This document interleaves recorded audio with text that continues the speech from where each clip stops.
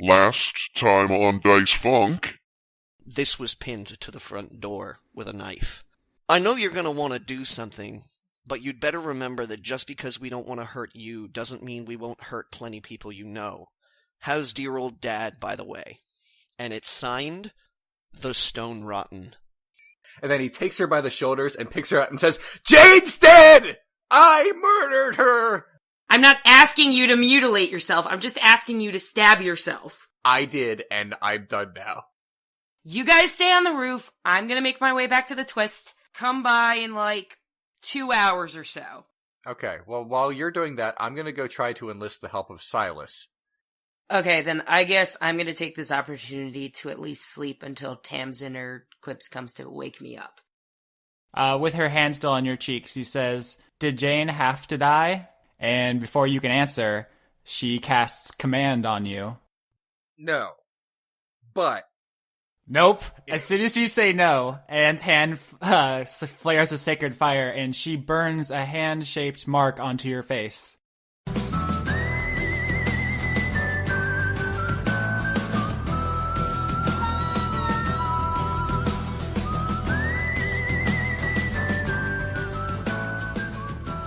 This better be a good episode, because I'm missing the Westminster Kennel Dog Show right now. Oh my god, your life is so hard.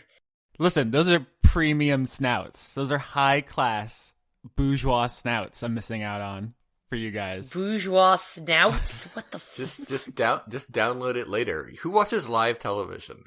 I don't even have cable. It's a joke. No spoilers. I don't Yeah, want to... seriously, man. The Dalmatian wins! Leon, you're out of the party. Leon, you're fired. Alright. Leon. Yeah. Do you want to acknowledge the thing that happened in the Skype chat earlier? Oh, yeah. A fan of mine, and I guess yours, sent me a thing. But not a fan of mine, just so that we're clear. Or mine, just so we're clear. This person has made it very, very, very deliberately clear that they want to have nothing to do with me. Wait, is that real? No, not at all. I'm lying. This person, well, I don't, share my personal Facebook page, but I have a Facebook fan page for all my shows and related shows. And someone messaged me on it and said, "Hey, I'm a really big fan of yours from way back, and I like Dice Funk too." So I don't know why I'm doing an impression of this person I've never met, but he said that I wanted to make a song about what would happen if you guys faced off against Lonigan and Lord Erlin, because there's the two bad guys. So I made a song, and I wrote down lyrics, and he sent me two things, and I said I would share it with you guys, and then I did. It is to the tune of Stronger Than You, a song from the season 1 finale of Steven Universe. So that happened. First of all, brilliant that someone cares enough to even do anything for us. Yeah, seriously. Really got us too, since Austin and I are both big fans of Steven Universe. So it's like everything that we like is just shoved into 2 minutes and 30 seconds MP3 file. So. Yeah, true story. I wrote an article about the music of Steven Universe, and even listening to Stronger Than You for that article got me choked up. That's how much I love that song. So, that's a tactical strike on my feels there. Is there anywhere that people listening can hear that? Should I edit in a bit here or there or something? So people... You could. I mean, I didn't ask him if it was okay to share it. So, I don't know if it's cool, is what I'm saying. Well, I'll hold off then, and then we'll circle back if we hear from him again on the matter. But yeah, super dope. I talked before about how my feelings about fan fiction about novels or fan film about films are weird because it's the same medium, but taking one thing and making it into something else, that transformative aspect, is the coolest thing to me. So super flattered. Made my day. Yeah. All right. Are we gonna do this? Are we gonna jump in and get killed? Oh man. So, how do you want to do today, guys? Because we have a split party again. Yeah. Good job, us. Allana's sleeping and Rinaldo's waiting for Anne to go on a mission. So the only place that makes sense to me is Anne. Start there. I mean, they're not. Anne and Rinaldo are not far away from each other. They're within eyesight, but Rinaldo is not going to do anything until Anne is either in trouble or accomplishes the mission. With a freshly small hand-shaped burn, because this is actually something that I only just realized, is that like the hand shape that's on Rinaldo's face wouldn't actually be like a full-on handprint sized. She can't palm him like a basketball. No, it would be like a. It's a child's hand. It's a child's handprint. So with a child handprint, and not quite sure exactly still what it looks like to you, Rinaldo, because you haven't had a chance to like whip out your cosmetics mirror yet. Yeah, he just knows he's hurt. You got a fresh burn on your cheek, and you just got a real deep suspicion that something has happened to your face. Well, she explicitly said that you'll remember what you did every time you look in the mirror. So he has an idea. He just doesn't know exactly what's up. Yeah, precisely. So with a fresh stinging still in your cheeks, and I don't want to say gallivants away because there's still a pretty somber tone. Like she's not happy that she had to do that to you. But it was like, it was her duty from on high.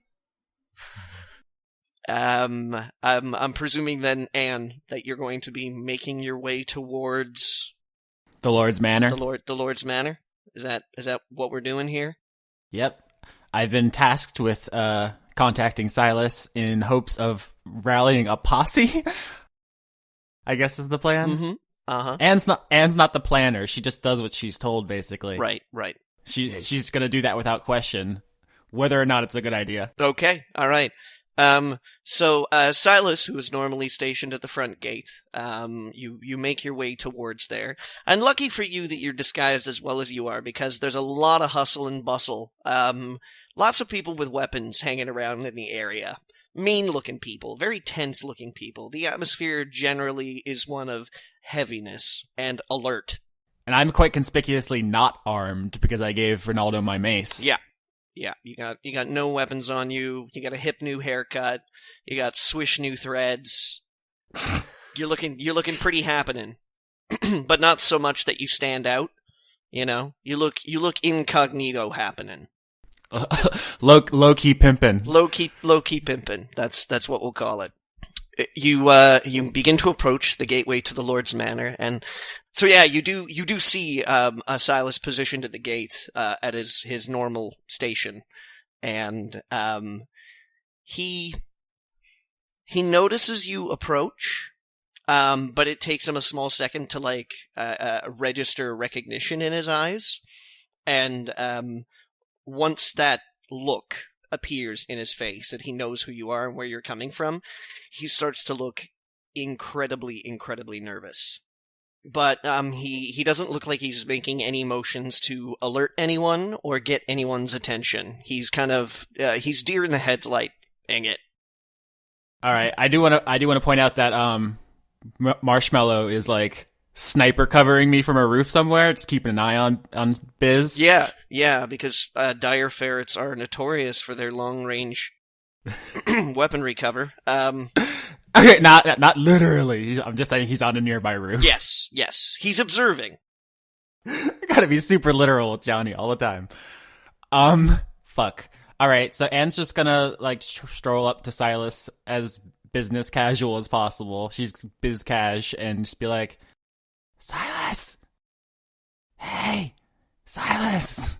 He makes a very deliberate attempt to not look like he's not interacting with you, but the method in which he's interacting with you is as officious as possible.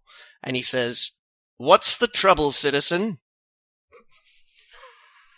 Your boyfriend wants to meet.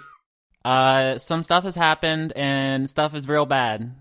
Yes, times are very troubling in the city of Stone Root right now, and I'm sorry that you're experiencing so distressing a time.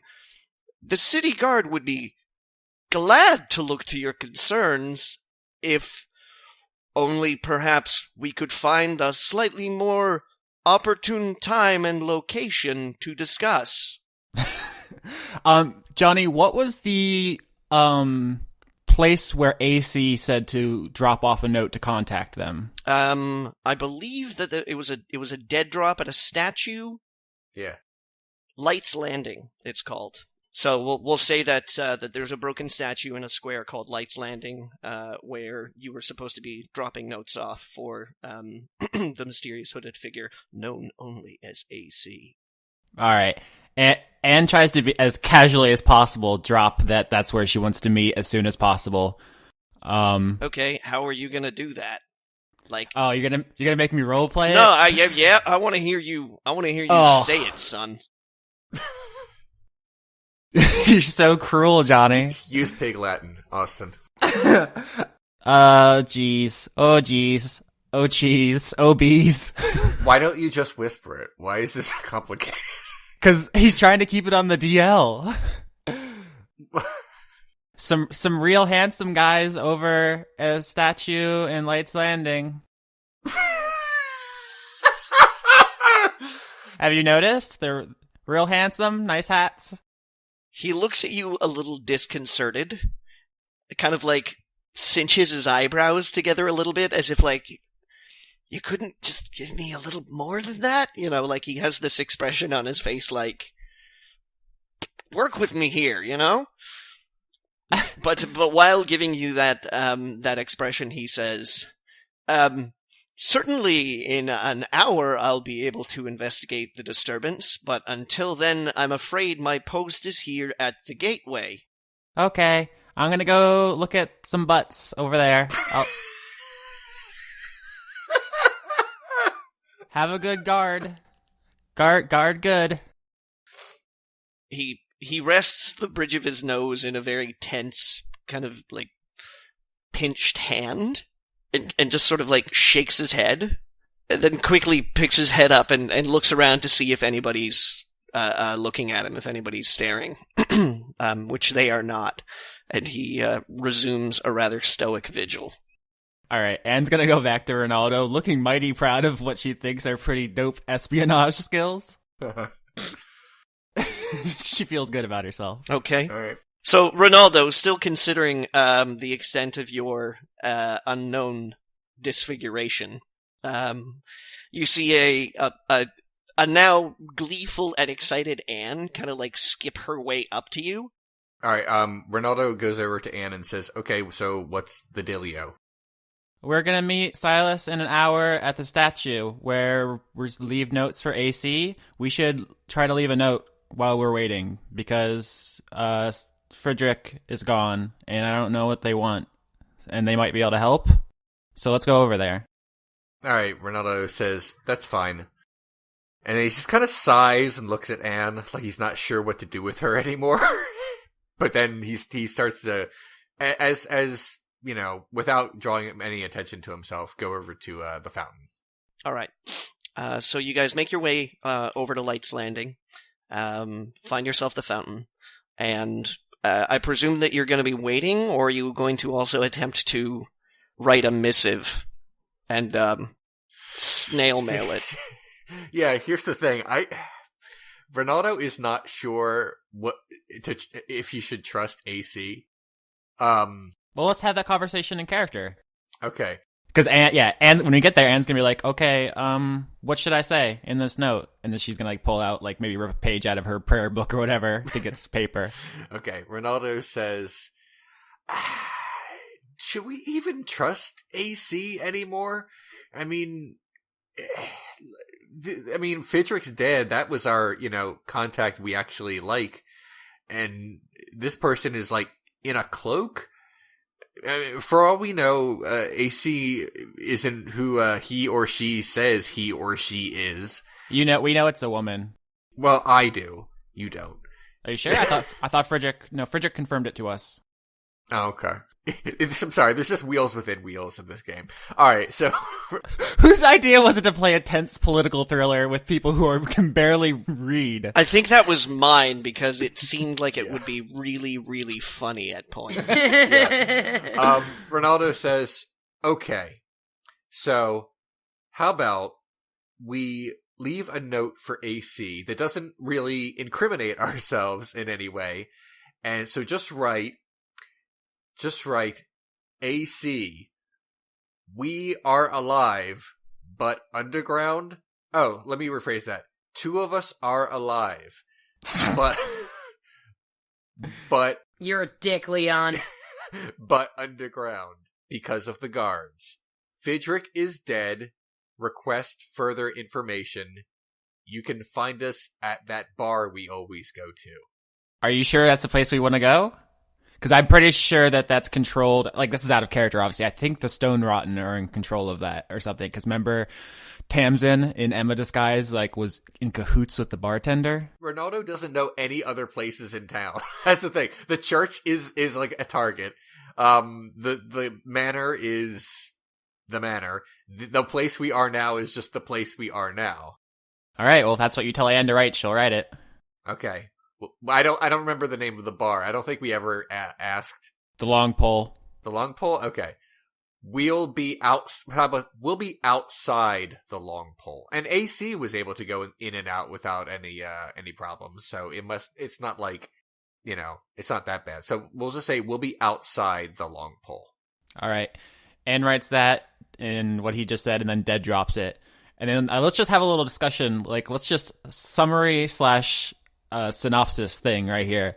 Anne's like, even if we don't trust the rebellion, they're the only people who aren't evil, like actively. Like, the Lord is doing something with demons, and so is Lonigan. The Stone Rotten are kidnapping and torturing people. We can't even trust the people in our own group. Like, the rebellion might be blowing stuff up, but they're trying to do good. People who try to do good don't always end up doing good. But yeah, all right. I mean, between trusting AC and trusting, say, Lonigan and Lord Erlin, I guess I'll go with AC. It's better to try and fail than not try at all. You say that, but if you try and fail, you might be dead. But okay, we'll do this anyway. When you say that, Anne says, "I'm not worried about that anymore. Avandra sent me Marshmallow, which is a sign that when I die, if I die on this path, everything will be okay. So I'm not afraid anymore." Okay. Rinaldo sort of taps Anne on the head and said, "You believe that? Okay." There's still time for you. I didn't make time for Jane, but there's still time for you to come down to the right path, Rinaldo. My path's fine. My path's pretty sweet as it is. As you say that, you wind your face up into an expression that's like, it's okay. And as you do wind your face up into that expression, suddenly your cheek just stings like a motherfucker. You're like, I'm okay. I think it should be clear that, obviously Austin does not approve of terrorist groups, but Anne is chaotic good, so that's actually, her thing. She actually is kind of about terrorism in the name of faith, which is kind of upsetting to roleplay this character now that I think about it. Oops. But yeah, she's actually really down for that to a terrifying degree. Okay.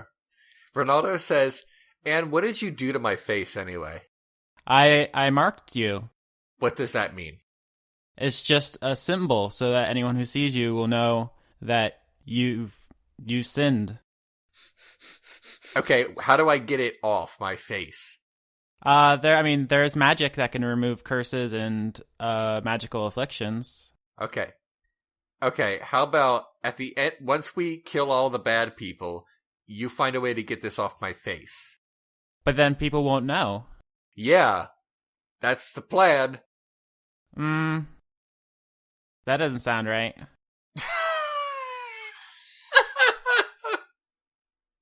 Rinaldo does not laugh. That is me laughing. Rinaldo just kind of clenches his fist and then lets that go and says, "We'll talk about this later. Let's just wait for Silas." Is anything going on with Allana? We can skip over there to simulate the waiting. If not, then we could talk a little bit more. I don't know what's going on over there. I'm basically waiting for somebody to wake me up, so we can go to either. Yeah, I mean, we haven't had Jess's voice up in the mix for a while. Why don't we? Okay, so camera zooms out, goes to the wrong side of the tracks. Even though the tracks have not technically been invented yet, you're pretty sure that from an aerial view, you're like, if I was a city planner, I'd put the tracks right there. And that's the wrong side of them. Onto, of course, the notorious club known as the Twist. So Jess, you're lying in bed. You've had enough to, I think, constitute a rest. So I don't know if you use any like sleep ability or anything like that. But you might want to use your hit dice to regain some hit points because I think you lost one falling off the building. Yeah. And you've also leveled up as well, so there's more hit points that you haven't filled yet. So, as exhausted as you are, because you really didn't get a chance to get much rest last night, on top of working for most of the early evening, and then a rather exhausting adventure, for the stretch into morning, in your room, you drift off to sleep really, really quickly, and get a suitable amount of rest. A few hours at the very least before you're awoken by, the loud sound of the front door shutting downstairs and voices murmuring. The volume that you hear the voices murmuring at is well controlled and quiet, but beyond that volume, you sense a tension in the words being spoken. Okay. You staying in your room? No, I'm gonna get up and go out and see, like, what the fuss is about. All right. Upon entry into the area of the upper landing, you see Quits and Tamsin finishing a short conversation with Cullen, who it looks like has done a reasonable job of making the bar look as though nothing untoward had happened in it last night. And upon noticing you appear at the top of the stairs, they stop talking, not regarding you with any particular malice that you can read, but there's a healthy dose of curiosity in their expressions. Okay. Tamsin addresses you and begins, as cordial as ever. Allana, we weren't sure if you were coming back or not. Would you care to tell us what happened to you last night? Quits here has been very concerned. Quits looks at you with something resembling a pleading look, with just like a dash of warning, just to, spice it up a little bit. Okay. I'm gonna walk down the stairs towards them. Mm-hmm. Yeah, I tell him exactly what I told Colin, but I also, like remove the wrapping he gave me on my wound to see if, like, anything has, like, changed, if it's, like slowly starting to close, or if it's still bleeding. Okay. So, it looks as though it's still wet. I mean, it's still fresh. You've only had the bandage on it for a few hours now. Okay. And it hadn't completely closed by the time that you had gotten to the twist in the first place. So, it looks fresh, but in reasonably good shape. Okay. So, Tamsin kind of, like, gives that a little bit of an eye. I just want to ask one particular thing. Is there anything that you are deliberately trying to withhold? No. Okay. I mean, these people took me in, so, like, I have no reason to hide anything from them. Okay, all right. So she has a look at the wound and in a sort of a motherly tone says to you, "Goodness, goodness, goodness. You wouldn't happen to know where this troublemaker is now, would you?" No, I took off in the opposite direction, hoping that he wouldn't catch me. So you have no idea where he's headed, what he has planned, if he's got any friends in town, where he might go to ground if he was feeling a little afraid? I mean, not really, but I would assume that somebody like that might, go get, as lively as he was here last night, I'd assume he would want to go somewhere for a drink. And what about the halfling? The special one? Has Anne's reputation as an idiot, like, spread throughout the city? You've met Tamsin. Oh, that's true. I tell her the truth. I say, Anne was nice to me when I was there, like, with Rinaldo. and she seemed genuinely concerned about my well-being. But other than that, I don't really know that much about her. So you got a chance to actually converse and speak with them, then? Well, Rinaldo was somewhere. I don't even remember where he was, but Anne talked to me, and she was very nice to me. She asked me, who I was, and she asked me, a little bit about myself, but I didn't really say anything other than, my name, and that was really it. I mean, she seems like she's a good person. I just think that she got mixed up with the wrong people. And did she tell you anything about what they have planned, where they might be? Well, they brought me towards the church, but by the time we got there, it was on fire, so... Yes, terrible business that. I heard about that this morning. Yeah, but, I mean, we didn't go anywhere. Like, we stayed around it, but, I mean, we didn't, stay there too long, I guess. Like, maybe an hour or so. And then that's when I had my scuffle with Rinaldo, and that's when I escaped, because I figured with all the excitement of the fire, maybe that was the perfect opportunity. Yes. Well, you don't look too worse off for wear. I assume that they, apart from this nasty wound here, treated you somewhat respectfully. What are your plans? Are you going to come back to us? Well, that's the thing. I don't know. Because, my dear, if you're getting it in your head that you might like to strike out on your own here, and I will need to know, because we'll have to have the roster filled tonight, of course. We're open for business again today, as per usual, and I can't have one of my best earners just completely absent, can I? No, of course not. But I was thinking about it, and I know that I don't know too much about what goes on behind the scenes, but Rinaldo kind of got this idea that I would know something, and I don't really know anything. And I was wondering, maybe if we gave him false information, we could lead him into a trap of some kind? What sort of information was he looking for? He was looking for the Lord's son, I guess. I heard him talk about it, but I don't know. I mean, I don't know the first place where he would be kept, and... It's a mystery to us. We've heard that he's gone missing from school. Ran off, probably. I imagine faking his own absence in order to get his father's attention.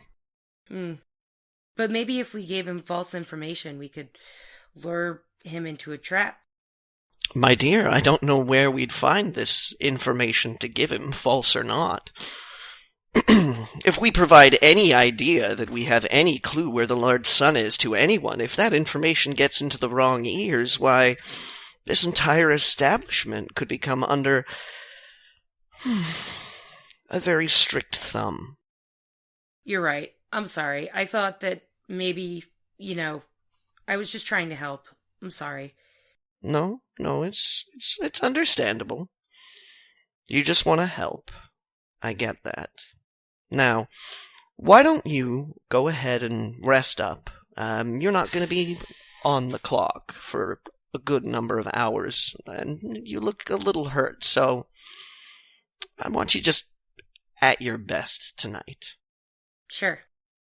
Quit says, well, perhaps we should go to the office, boss, and make any final adjustments for tonight?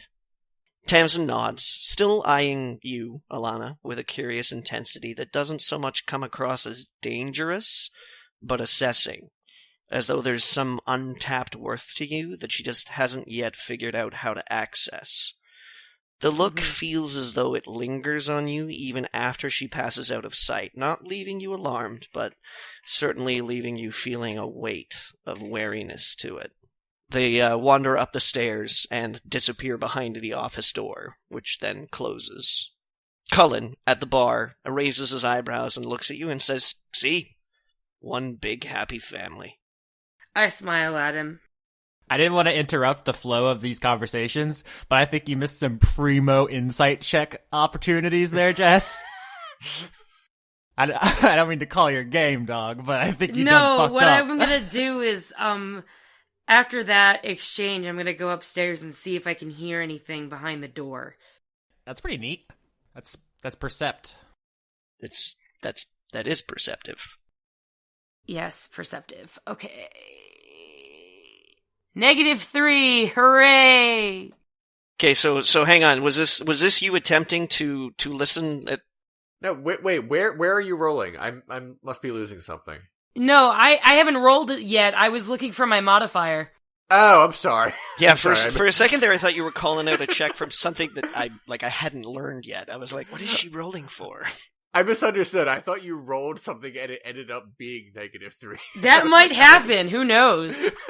Okay, I'm sorry. Go ahead. No, Allana is not very perceptive. 8. Okay, so this is you, just detail to me what you're trying to do here. Is this you going up to the office door and trying to get a listen in? Yeah, I'm trying to listen outside of the door. Okay, so you're listening outside the door? Yeah. All right. So I guess you're done with your conversation with Cullen right now, and you stalk back upstairs to your bedroom, but take a wily detour over to the office, which does happen to be unguarded at the moment. So you sidle up and get your ear as close to the keyhole as you can.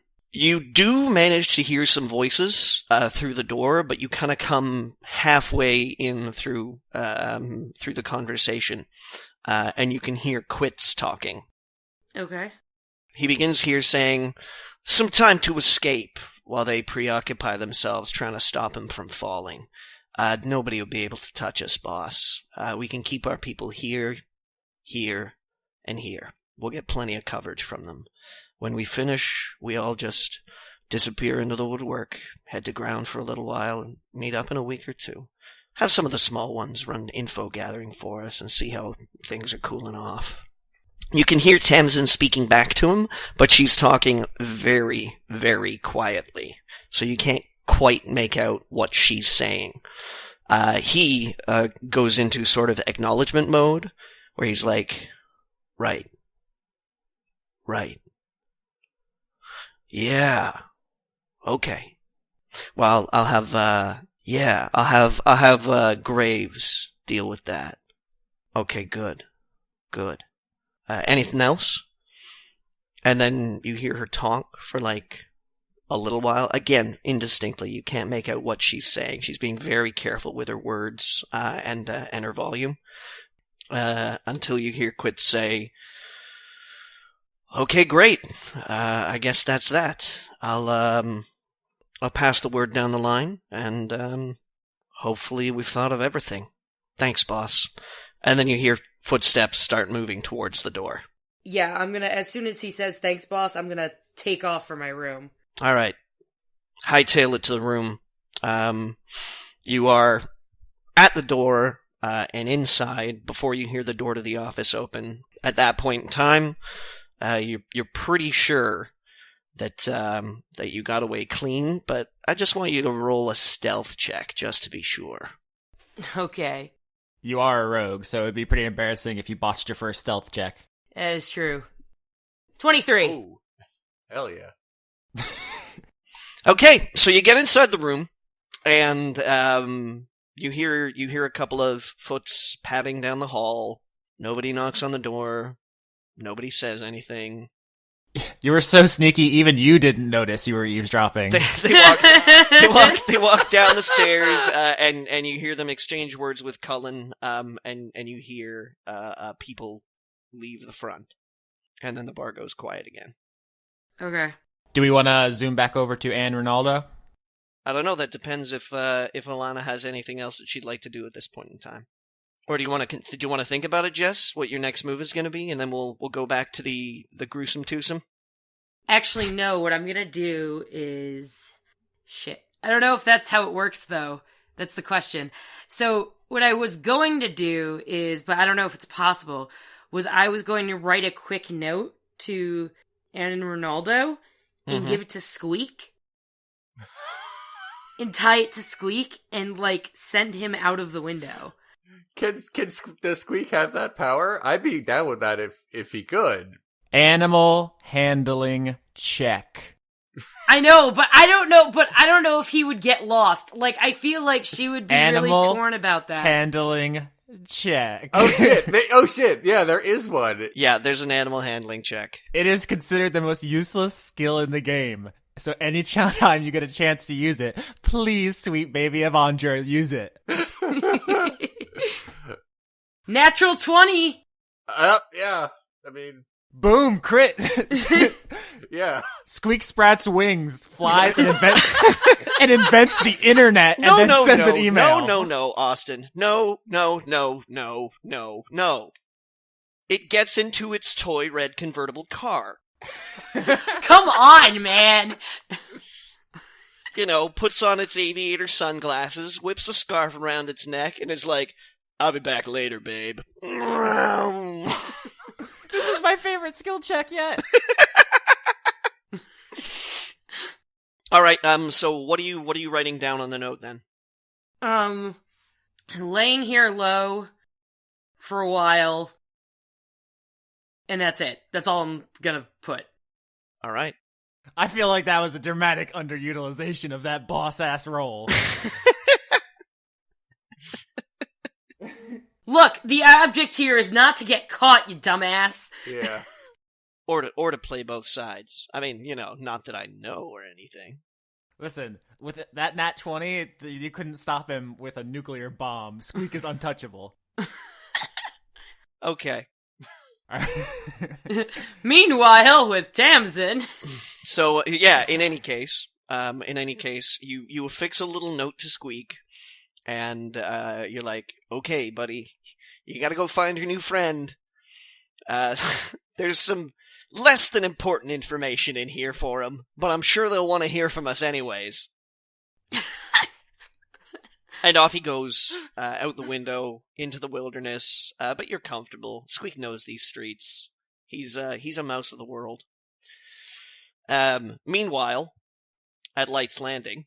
Can I actually, since I think Anne's had some dramatic character development, can I change one of her flaws from cowardly, because she no longer fears death? Can I change it to violent fanaticism is one of her flaws now? I suppose, yeah. I mean, she burned Rinaldo's face. That's reasonable, I guess. I mean, yeah, it's up to Johnny. But so, I mean, you're saying that she's just not, like, cowardly's gone? She's not cowardly anymore? Yes. She's been in a couple of scraps now. She killed a couple of hobos. Mm-hmm.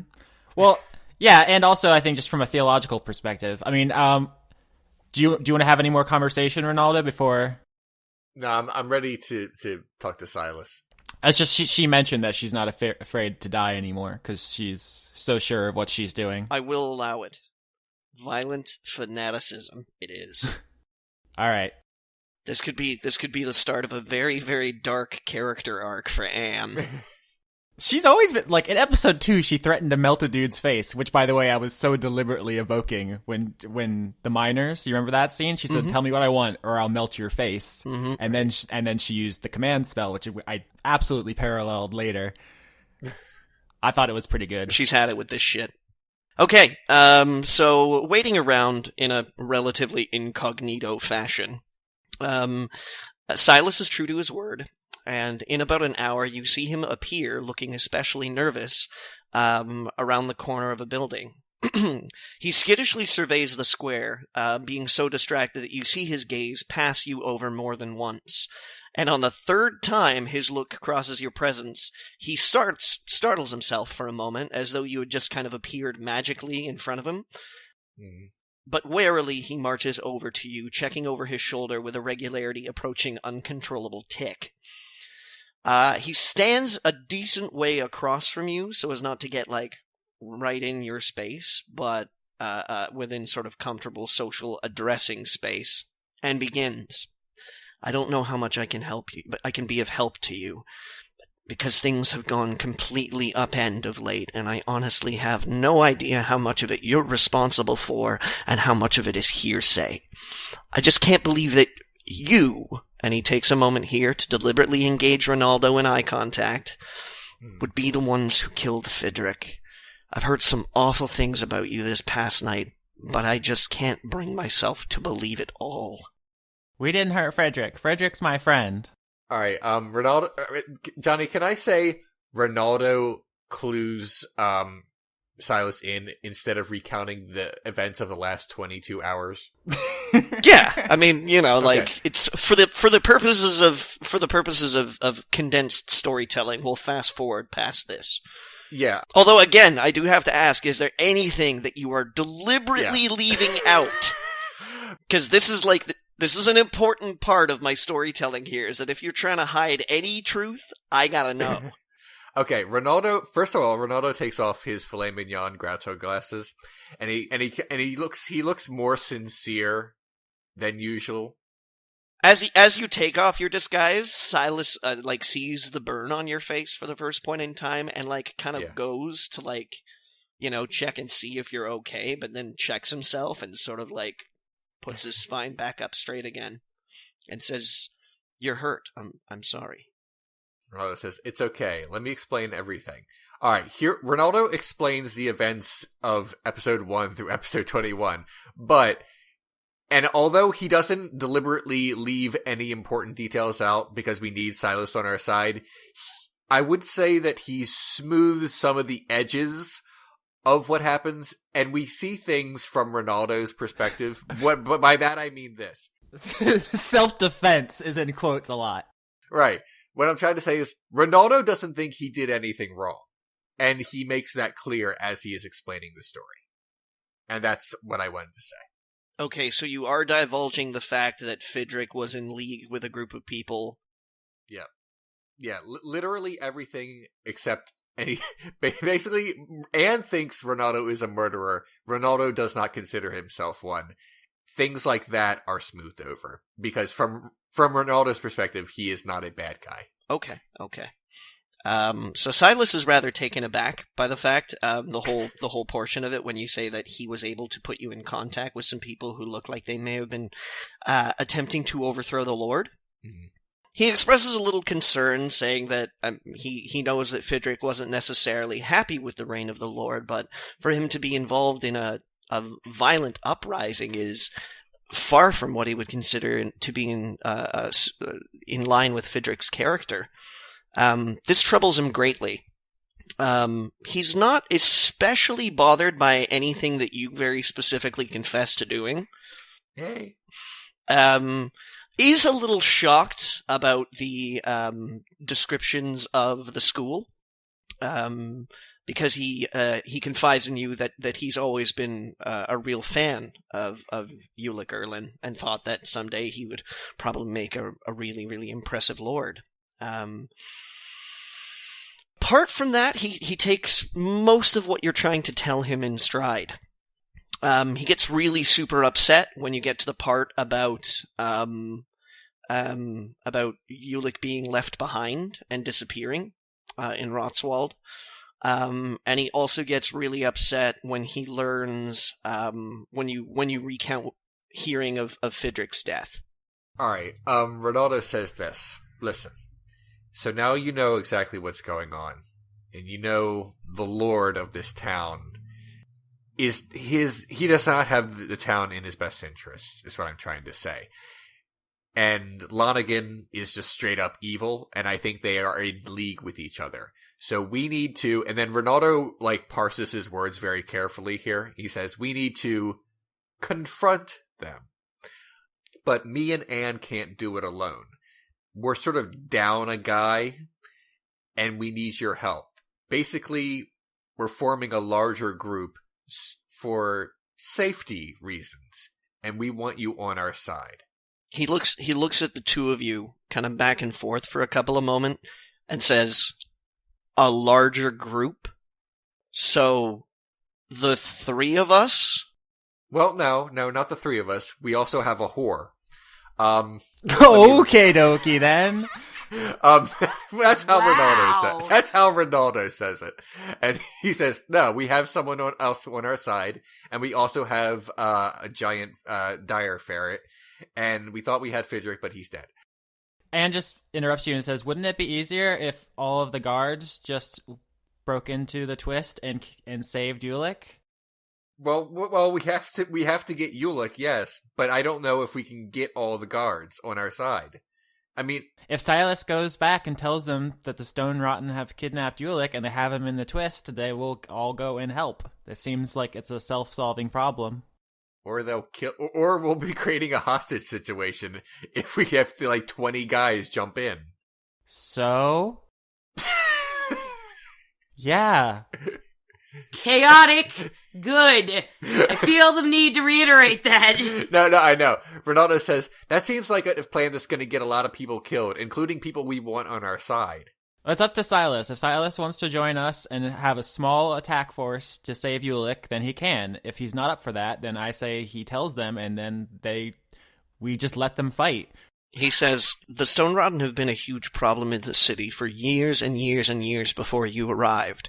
And believe you me, we have tried to knock their operation down as many pegs as we possibly can, and it just doesn't happen. At this point in time, it's almost come to the realization that they're not a necessary evil, but a permanent one. I'm not saying that we are going to dismantle their organization and put them all in jail. I'm saying we're going to go into the place where they have the guy you're looking for and get him. And he's saying, and if we try to do that, there are people in my guards that will let them know that we are coming. Okay, I mean, yeah, then they'll have to fight. It's just not my problem. Rinaldo, grows a conscience for a second, and he says, and it will be a massacre, and we won't have anyone left to be on our side. Between evil kidnappers and corrupt guards who serve a demon worshipper? He says, my guards are not corrupt. Okay, well, you're the first one we've met, because Frigic worked for a rebellion, and then you just told me there's a bunch of spies. So this is news to me. He says, these are tough times, and this is a difficult city. And sometimes all I know how to do best is to just take care of the people who need my protection. All right, Silas, I approve of you as Rinaldo's boyfriend, but I'm going to need a little bit more in terms of how you're going to help us keep people from dying, because you don't like my plan. So you hit me with your best shot. He reaches into his back pocket and pulls out a few reams of parchment and says, I have some of the details here of Fidric's death, as well as a transcript of the ransom note that was delivered to Lord Erlin last night. Well, what does it say? He unrolls the parchment and begins to read. Erlin, we're perfectly willing to return your son as long as you meet our demands. You are to bring the orb and fang of Gorfanax and 10,000 gold pieces to the quarry tomorrow night. He looks up from the parchment and says, tonight, at midnight. For your comfort, feel free to bring as many as 20 men if you feel like you need them. Your son's life hangs in the balance. Do not disappoint us. Leon has lost it. I am fully erect. Okay. I'm sorry, you guys just you understand here that I couldn't not, right? I totally believe that you just could not. I totally believe that. Like I could not help it. It was like it's a necessary component here. Johnny, I'm sorry. Can you go back 10 seconds? Because I missed all of that. You can't even hold on. I joked a long time ago that something in the meat wheel mythos was what they were worshipping, and that's why you didn't want to name the deity, because I kept asking. I didn't know you were going to go straight to the top, to the Gorfanax himself. There is no top of the wheel, Austin. Remember. Yeah, Johnny. The meat wheel turns.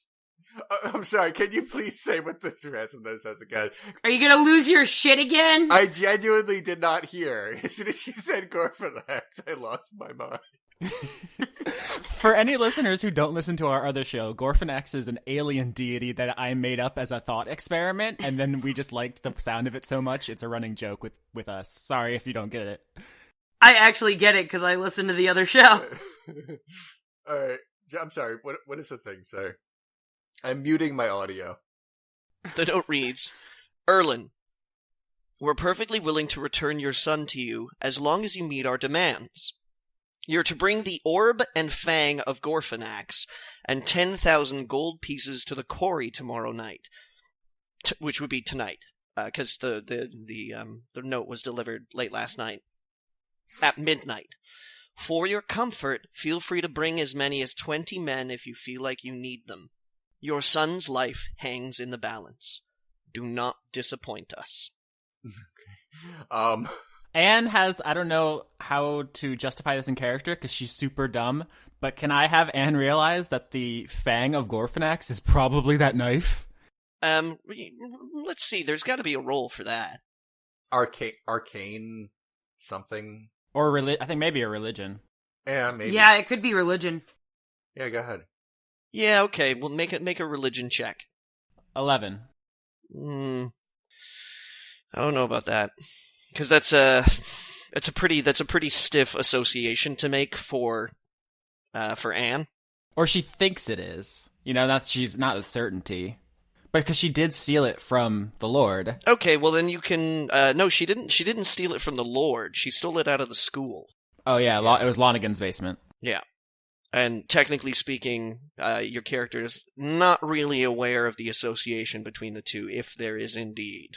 Well, no, Lonigan said to our faces he conspires and sends letters back and forth, and that there's a greater power than him that he answers to. Mm-hmm. He didn't come out and say I work for him, but he was. But I mean, if you think you know what's going on, and if you want to make that leap, Austin, you go right ahead and make that leap. I would say that Anne has grouped them in her mind into demon worshippers. Okay. But she hasn't given it much more thought than that. All right. Okay. So we'll say that in some kind of like pit of her stomach, dread at the back of her head, hairs standing up on the back of her neck, when she hears Fang of Gorfanax, she's like, that could only be one thing. She might be wrong. I have no idea. I'd just like to point out that Jane could actually tell you guys, if she wasn't dead, that they are actually working together, but whatever. Good one, Rinaldo. Anyway, I'm not bitter. Shut up! All right, so when Silas reads us that note, Anne says, do you guys have those things? Are you going to buy Ulick back from them then? Silas says, I have absolutely no idea what these things are, or if we have them, or it's foreign to me. I think I might know what one of them is. I'm not sure, but I can check. What should we do? Help us. We just want this to end. Ronaldo makes a face like his plan seems to be falling apart because there's a whole new wrinkle. Good face. Good face, Ronaldo. Yeah. Silas shrugs his shoulders and looks at you and says, I don't know what you want me to do. Okay. Well, if you're not going to help us steal Ulick back, then that's okay. You've given us enough. We know there's a meeting going on. And we don't want to get you in trouble. So, here's what I think we'll do. I'm going to go look for what I think is one of those items. And if it is, or whatever, I'll try to take it from there. Do you have anything else, Ronaldo? I don't want Silas to get in trouble if he's out here too long and gets seen with us or whatever. Maybe Danya knows about these things, if it sounds like they're like religious items, so we can ask him. Yeah. Ronaldo looks at Silas, and there's like a look on his face, like he realized he may have been manipulating this guy for a really long time, and he looks kind of guilty, and he kind of like shakes a little, and he says, I'm sorry I'm getting you mixed up in all of this. Everything got turned upside down recently. But and it wasn't my fault. And then Ronaldo says, but we'll keep in touch. And hisses, kiss!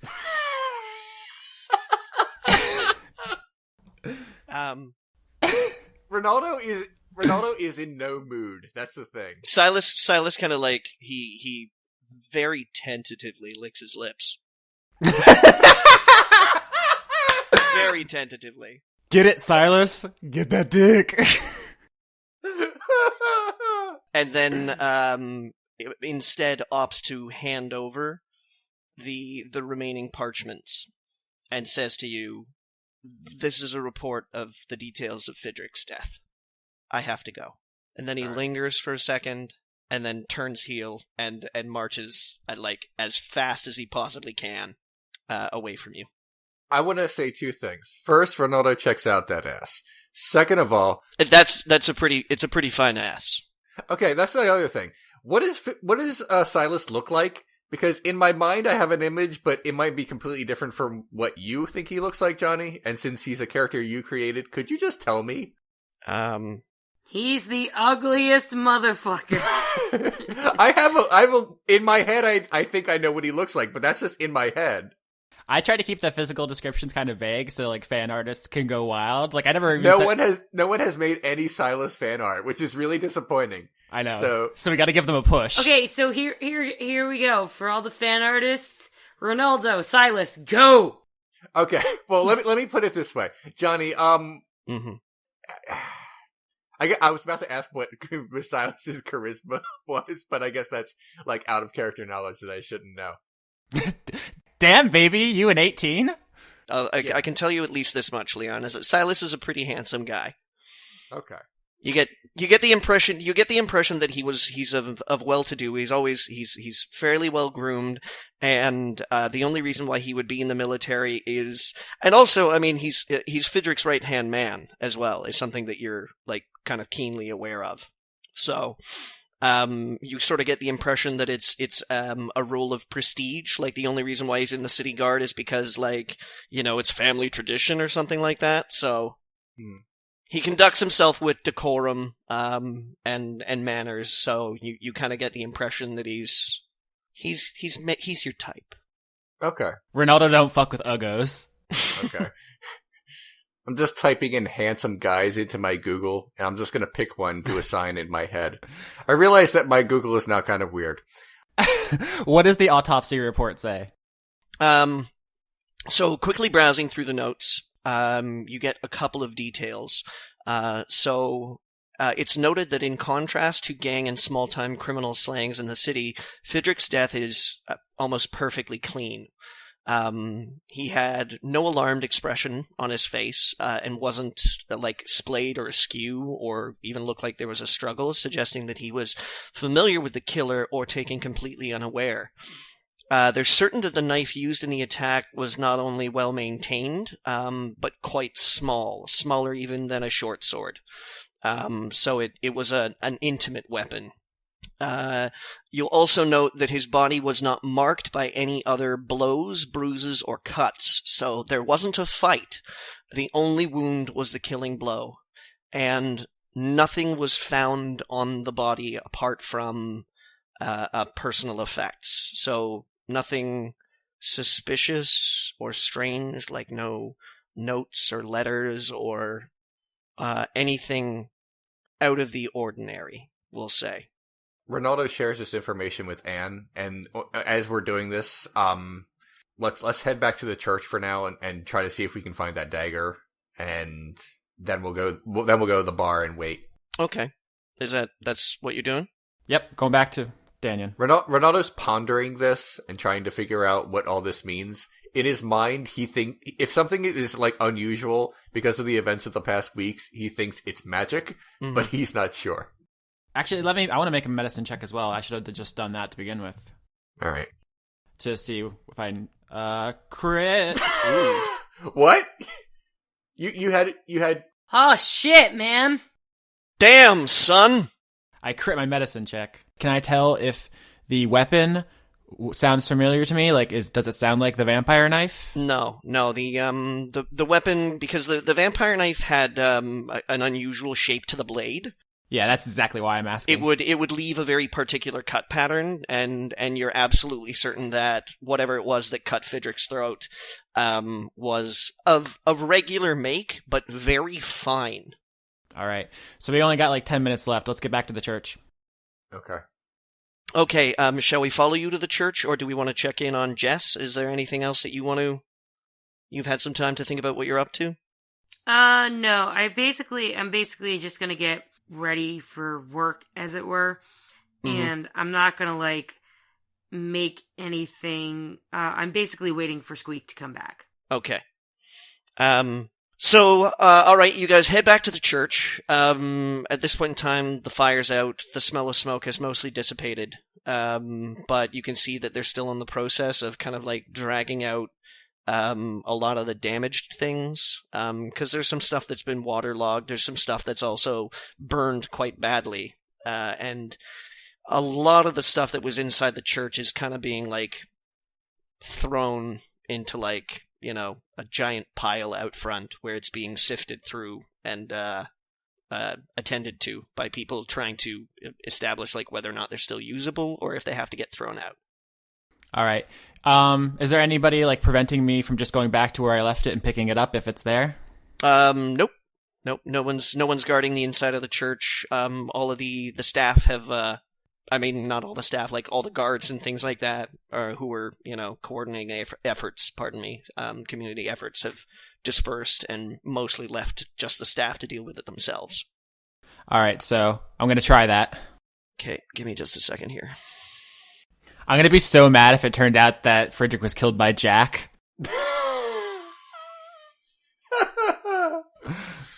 My favorite character, who at some point must make another cameo.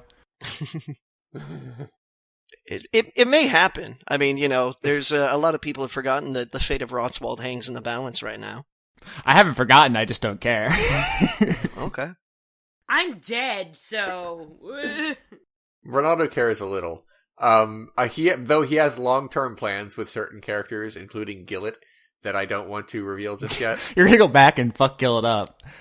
Not quite, but I have plans that I want for my character, including an arc which isn't entirely working right now. My arc's working splendidly. I know. Your character has developed. All right. So I've got the notes here that I made about this. Okay, Austin. You get back to the area that you were staying, but the room has been gutted. All right. You can see that there's smoke damage on the walls, so that like somebody had actually set a fire in this room as well. Oh, that's not great. I'm gonna cast Detect Magic as a ritual to look for glowing in the wreckage. Okay. Seeing as how this is a church, you see a number of sources of glowing, but it's nothing is significantly jumping out at you. Rinaldo, I want to roll investigation. All right. 14. Solid, but You're looking, you find nothing. Do any of the glowing things look particularly valuable or powerful or meaningful? Church relics mostly. You see a couple of chalices. There's like a shield, some robes. Some of them look valuable, yeah, but they also look not yours. Rinaldo looks around for Danyan. Danyan's in one of the rooms that had the wounded in it. It looks as though this room particularly was like hit the worst by at least the smoke, but you can tell now that you're inside the church what he meant when he was saying like strategic fire placements, because it's obvious that it's not like a blaze cut its way through this entire church, but there are like areas where you see that there's like lots of centralized damage that people might not necessarily have been congregating at. All right. He's overseeing like basically fixing some stuff up. There's a couple of laborers that look as though they've given of their time this morning to aid in the cleanup of the church. Danyan, have you seen that knife that I brought here? Not since we discussed it. Oh no, I think the people who set the fire stole it. It's a mess in here right now, my children. I wish I could tell you with some certainty where it was, but there's just so much that I haven't had a chance to sift through yet. Rinaldo sort of interjects himself into this conversation and says, "What can you tell me about Gorfanax?" he eyes you suspiciously, yeah, and kind of like screws his face up and says, Is that a person? Okay, so that's a no. Rinaldo like snaps his fingers and says, "Damn," because that was his whole plan. Okay, so if we can't find the knife and we can't find any leads on whatever the Gorfanax is, then we probably should just go outside the long pole and wait to see if AC's contact shows up. correct? Rinaldo sort of sighs because like all of his ideas are not working, and as noted, he gets like sort of flustered easily, and he says, "Fine," and he goes. Well, hold on. I was just confirming that that's our plan. Yeah, that is the plan. Daniel, do you know anything else about the? Okay, let me try to think how to word this. So that knife that was vampire-y, we think it might have something to do with something called Gorfanax.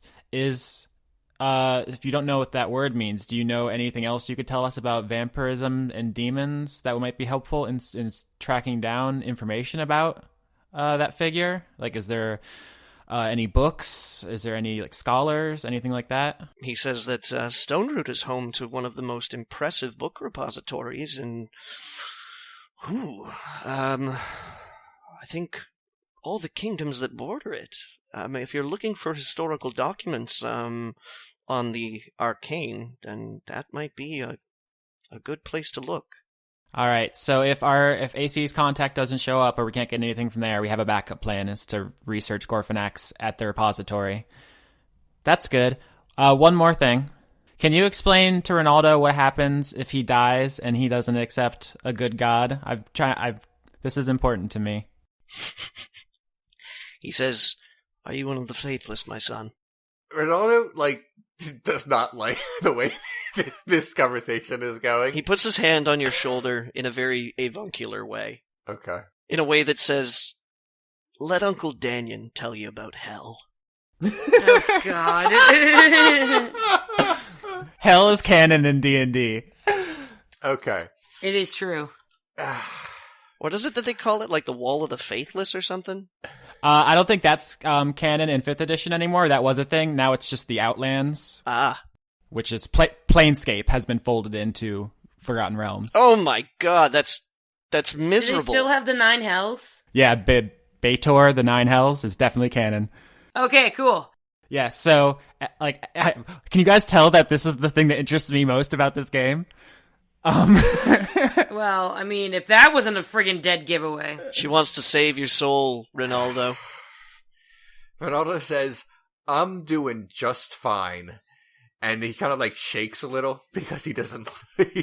he knows that they both have his best interest at heart, but he doesn't like the way so far that religious people have treated him, because so far all religious people have done is burn his face. So no, Anne was your best friend before you killed her other best friend. And then you burned the church of his face. And do you say that? Do you say out loud, I'm not receptive to your message because you done fucked up my grill? No, Rinaldo just sort of shakes and he says, "I'm doing just fine." And then he sort of backs off a little and leaves. All right. Anne's gonna run after him, say, "Thanks, Danyon," and run after Rinaldo and try to explain. Danyon calls out to you and says, "I'll keep an eye out for your knife." Oh, can we say that he gave me directions to the book repository? Yeah, sure. All right. So I'm going to chase after Rinaldo and try to explain to him, since you killed Jane and she didn't accept any gods, she's going to be in limbo for all eternity, which is worse than you can possibly imagine. Good. Well, you're not going to get much better. Do you know what happens when you die? I haven't done anything wrong. It doesn't matter. That's not how the afterlife works. Well, that's really fucked up. Listen, it's a physical... It's a physical law of reality. It's not up to us. You should accept Avandra into your heart. Avandra is a traveling deity, so she doesn't have a home plane. If when you die, you go to one of 3 afterlives. Rinaldo makes the hand motion that of "you're talking too much," and ignores you. She says there's a afterlife for warriors. That's probably where you want to go. And then there's Arborea, which is for druids and elves. And then there's the Beastlands, which is for animals and rangers. And that's why I dedicated myself to ranger training. And Avandra rewarded me with Marshmallow. It's real. It works. Anne. Yes. Hold your breath really long time. Why? Just do it. And then Rinaldo just keeps walking. Constitution check. Constitution saving throw. Anne's going to hold her breath. Jeez. I swear to God, if that you kill another party member. Oh no, I only got a 9. Oh shit! So after you say, just hold your breath, and does hold her breath, but because she's a halfling, she has to like scramble a little bit to keep up with you. Mm-hmm. And roughly after about a minute, maybe a minute and a half or something like that, you see her kind of like waver a little bit while standing up, and then she just like pitches straight forward, face first onto the onto the pavement, silent. Okay, Rinaldo runs back because he feels guilty now. No, this is happening like right next to you. Like she's waiting for more instructions. She's like, oh, okay, hold my breath. What next? So she's like holding her breath, kind of like running to keep up with you, like just looking at you, waiting for your next instruction, and then right next to you, just like pitches forward onto the pavement, silent. Okay, he stops and wakes her up. She comes to relatively quickly. But then immediately when she realizes that she hasn't managed to hold her breath while she's unconscious, she holds her breath again. And you can stop now. That was really hard. Why did I do that? Rinaldo just sighs and then puts Anne on his shoulders and says, never mind, let's just go. Okay. I won't bother you anymore if you don't want me to. I just worry about you. I know stuff has happened, and we've both done bad things, but I still care about you. You're still my best friend. You're my best friend, too. I love you, Rinaldo. I'm reasonably fond of you, Anne. Anne pats your head. Okay. All right. So you guys make it to the long pole without any further incidents. What's your plan here? I'm gonna hang out like right outside the door. I'm gonna put one foot against the wall and one foot straight down, cross my arms, and look really cool. Okay. All right. Do I need to roll to look cool? No, you don't need to roll to look cool. Your charisma Cool. pretty much takes care of that. People just walk by Solid. you on the street and they're like, nice. Great. Can I roll perception to see if I notice anybody who looks like they're coming to meet us, like they're trying to like, catch our gaze or anything like that? Go for it. 9. Not great. Okay. Do you want to maybe do the same, Leon? Yes. What am I checking for? Perception? Yep, perception. 15. 15. All right. You're not there for very long when out of the corner of your eye you see what looks like a suspicious group of people moving with purpose towards the front door of the long pole. However, they don't get within like 50 feet of you when you realize that the person standing at the front of the line is Blister. And she's got 3 very thuggish-looking people behind her, one of them carrying a large bundle of sorts that, without putting too much of your investigative powers into it, you're 100% certain that there are weapons inside. Okay, let me say this: if I rolled a solid thing to check to see who, people who are coming, if I see Blister, can I duck out of the way before she sees me? Well, this is one of the interesting things, is that she is not looking around. This is something that you notice. She's not looking around the neighborhood scanning faces or anything like that. She's not even doesn't look vaguely distracted by anything. She is heading straight for the front door of the long pole with a very determined look in her face. Okay. And, she hasn't even noticed that you're, standing against the wall. Never mind the fact that she's only seen you with your filet mignon costume on. Okay, yeah, and I am out of it now. Okay, Rinaldo tips his hat down just a little bit, just in case, and then whispers to Anne and says, "That's Blister. I made people do the Rinaldo on her."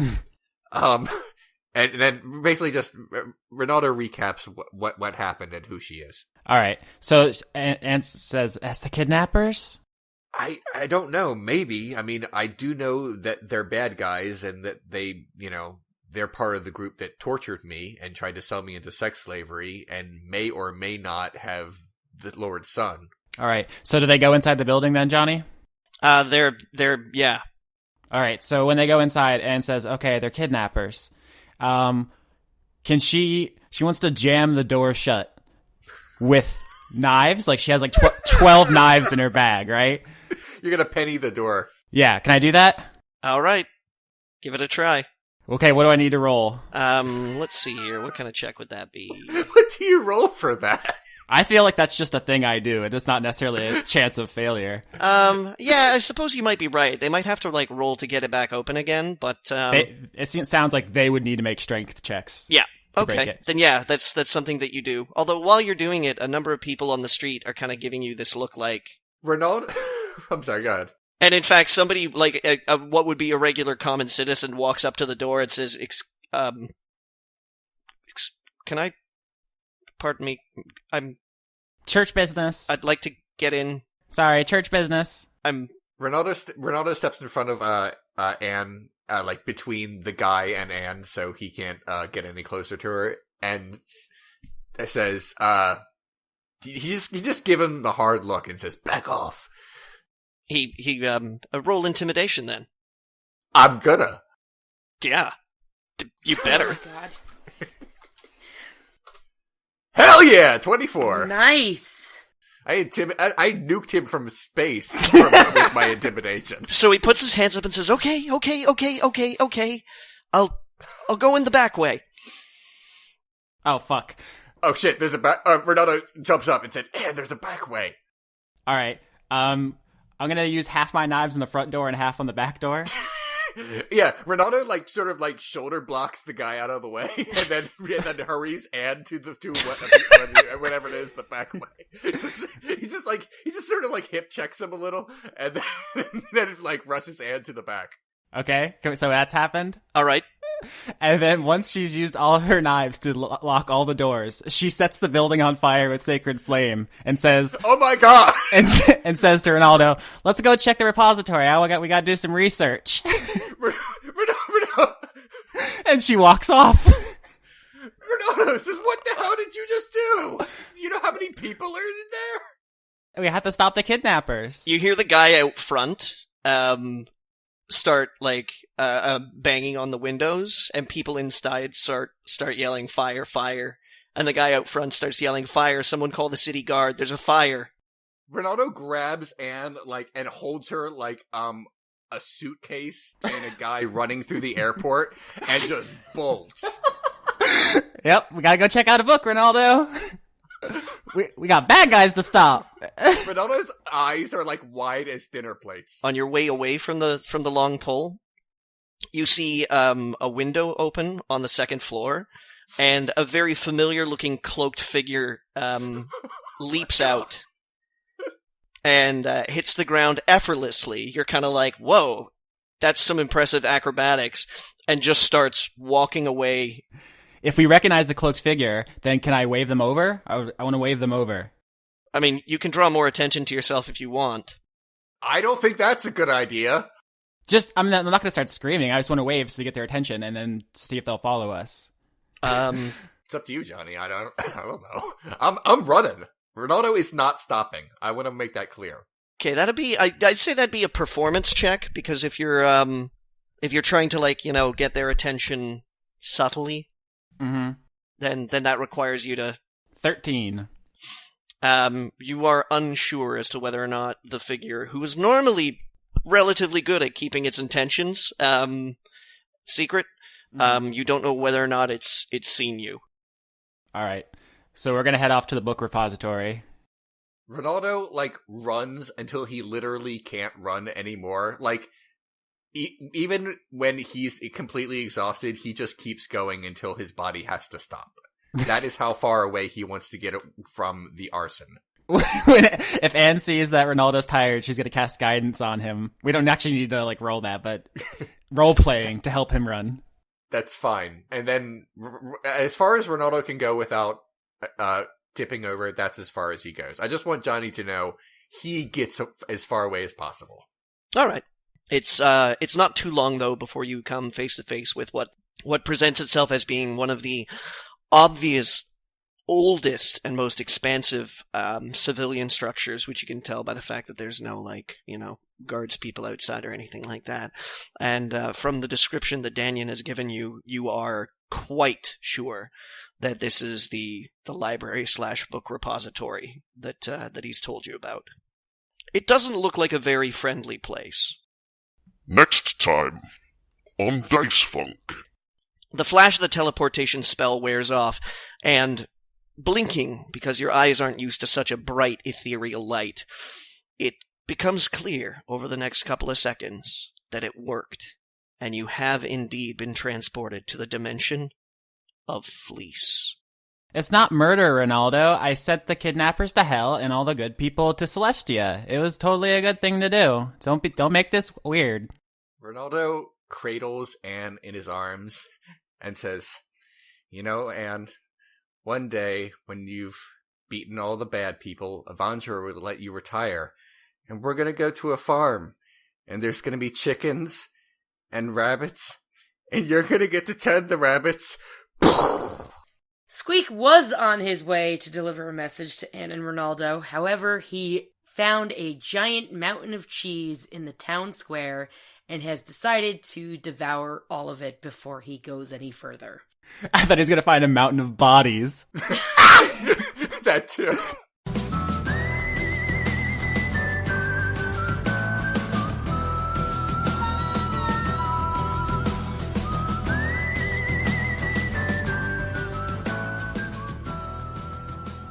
As always, our theme song is A Fistful of Nickels, the overclocked remix arrangement of Shadow's theme from Final Fantasy VI. Executive producers for Dice Funk for the month of February 2016 are Joseph Timbrello, Ingmar Gremmen, The Cult of Gorfanax, Michael Goodell, Wayne Witzke, Brent, Jason, Eric Kimball, Harrison Andrew, Luke Powers, Phoenix Mod, Jade, Kevin Seidlow, Tarka, Jacques Lindsay, Jorit, Viger Arnston, Giorgio Renna, Christopher Charlo, Cody Jackson, August Rue, and Taylor Hoyt. If you want to support the show, there are a number of ways to get the word out, whether you comment on Channel Awesome, subscribe to us on YouTube, follow us on Podbean, or rate us on iTunes. If you want to help more directly, you can find Leon at patreon.com/renegadecut. You can find Jess at patreon.com/ravenallegria13. And you can find me at patreon.com/Austin Yorsky.